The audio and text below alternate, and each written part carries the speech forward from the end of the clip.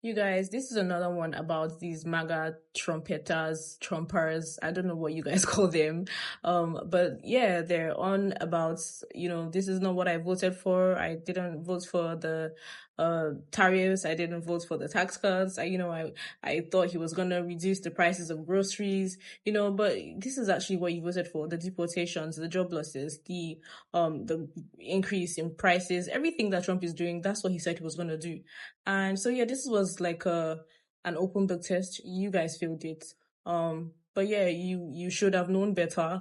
But the annoying part, I guess, is the fact that they keep saying this is not what I voted for, when this is quite literally, exactly what you voted for, and he's just giving you guys what he promised he was gonna give to you guys, right?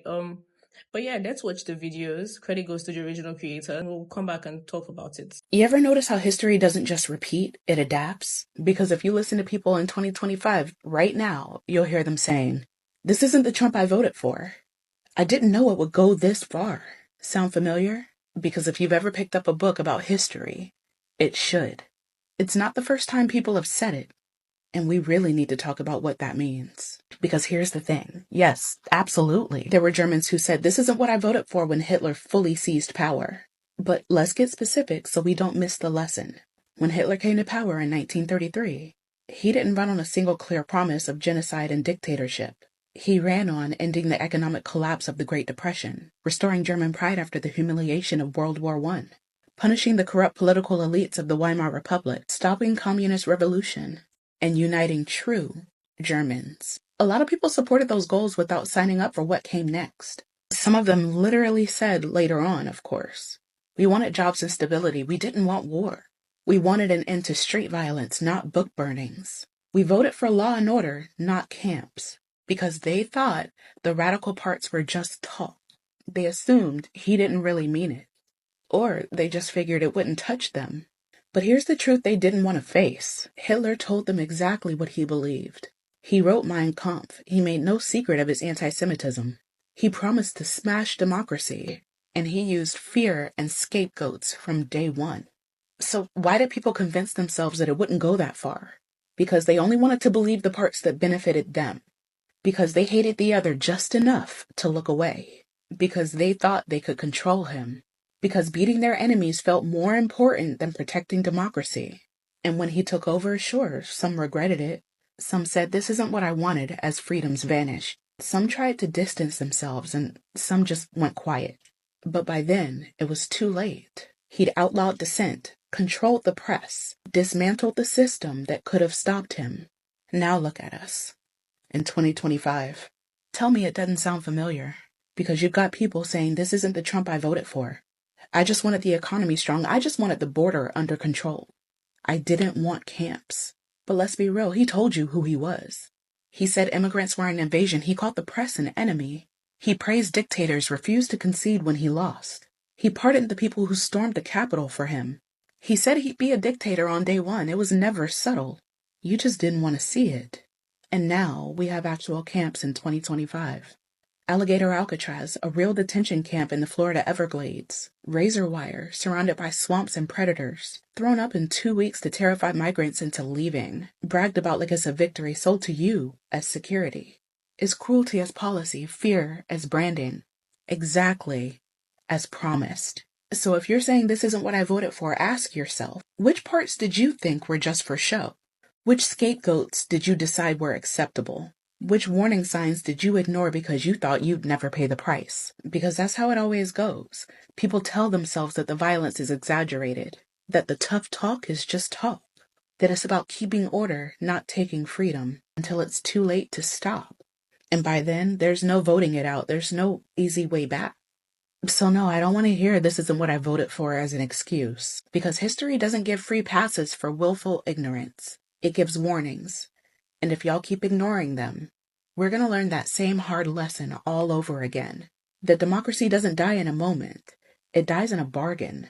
One that says as long as it benefits me, I'm going to look the other way. Until there's no one left to look and no freedom left to save. Listen, no one cares that this isn't what you voted for. This is what you voted for. You had the chance, the same as the rest of us, to read the 900 plus page manual that outlined everything that's happening right now. So when you say, this isn't what I voted for, all it tells us is that you weren't paying attention and you just voted for the party. You voted for your cult leader. You voted for everything that was in that manual. So instead of saying, this isn't what I voted for, consider saying, I'm sorry. This is what I voted for, but I didn't know. I didn't realize it would be this bad. I made a mistake and I'm sorry. And now I will do everything in my power to fix what's happening, to align myself with people who are fighting against this. We don't care that this isn't what you voted for. This is. What we care about is what you're going to do next. What are you going to do next? You know who disgusts me?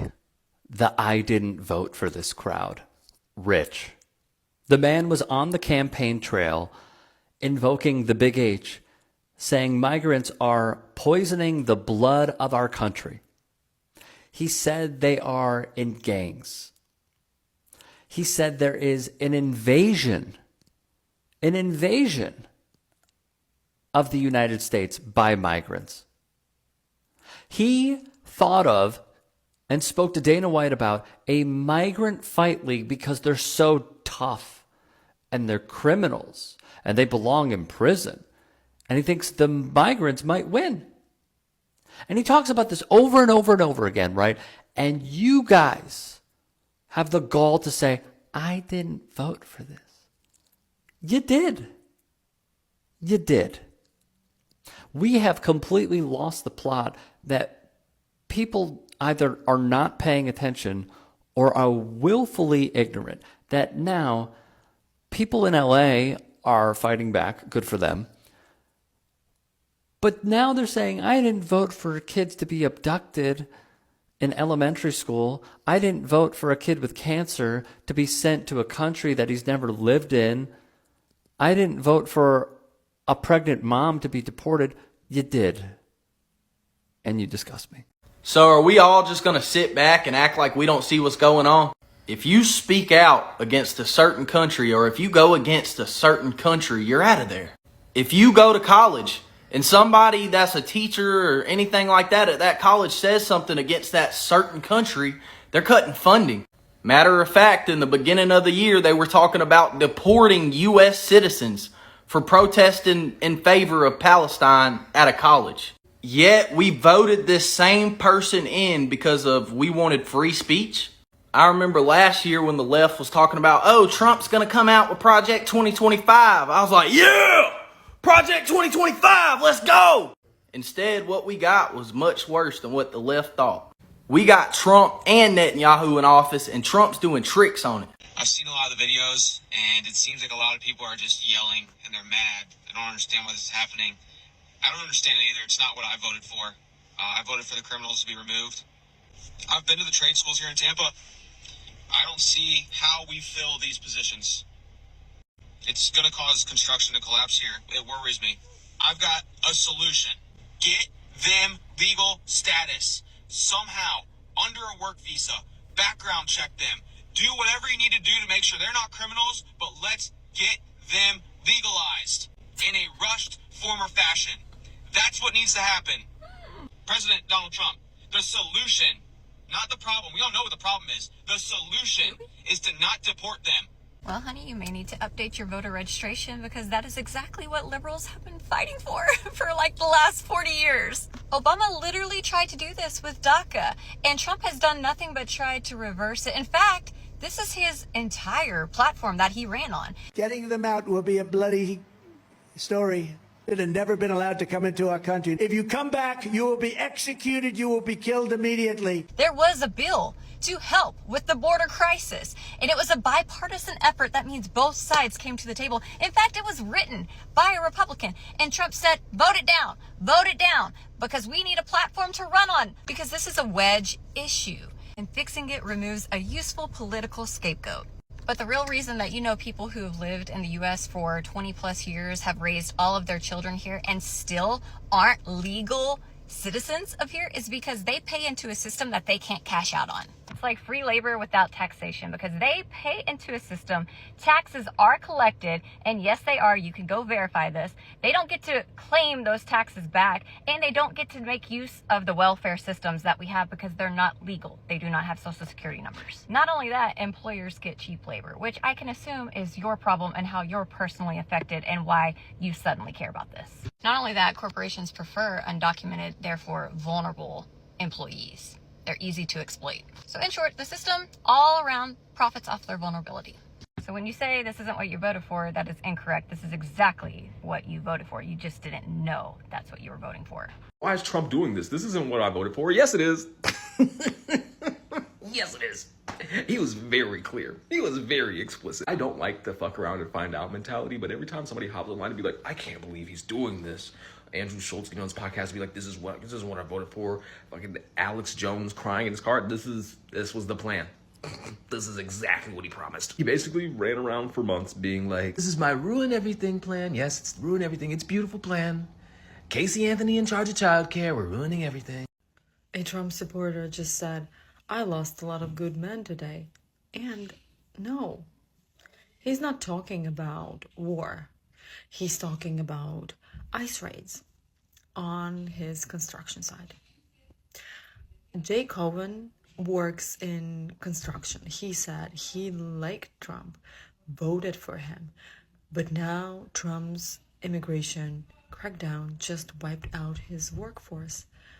Not gang members, not criminals, hardworking men who show up at 6 a.m., bust their backs, and ask for nothing but a paycheck.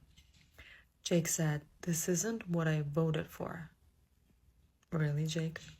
But here's the thing. This is what authoritarian crackdowns always look like.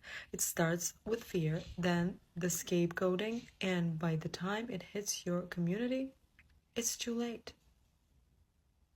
It doesn't stop with the bad ones.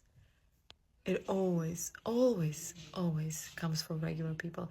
And if you think you're safe because you're loyal, or because you're legal, or because you vote the right way, history says otherwise. If you think this won't affect you, think again. What is he doing, man? This is not what I voted for. Isn't what you voted for? Brother, this is exactly what you voted for. Well, he never said he was going to do any of this. He said he was going to do all of this. I mean, it was an open book test, and now you're telling me that you showed up and you didn't even know there was a book? Well, I was focused on his fiscal policy. His fiscal policy? He has bankrupt 6 different businesses. You wouldn't lend $100 to a guy that's gone bankrupt once, and now you're saying that he was the best choice to lead the most complex economy in the world? Those businesses were just bad investments. They were casinos. They're basically the most bankrupt-proof business model on the planet. People just give you money and you don't need to give it back. I mean, I was focused on his stance on immigration. His whole stance on immigration was, I don't like Mexicans, so let's create pop-up internment camps that are alligator infested and sell merch for it. Well, they did immigrate here illegally, and that makes them criminals. The guy who told you that is literally a felon married to an immigrant that got here under false pretenses. At least there'll be no tax on tips if the bill passes. Yeah, you're right. Instead of having to pay taxes on your tips, we're only gonna have millions of Americans losing their health care, massive slashes to food programs and clean energy progress, while adding $4 trillion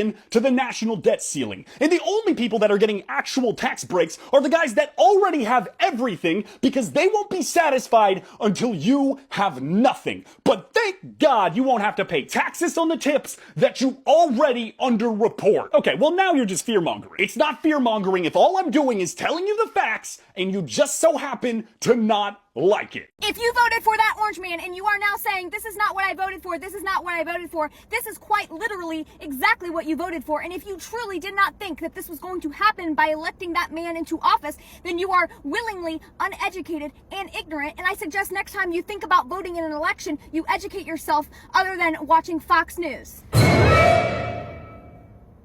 Yeah.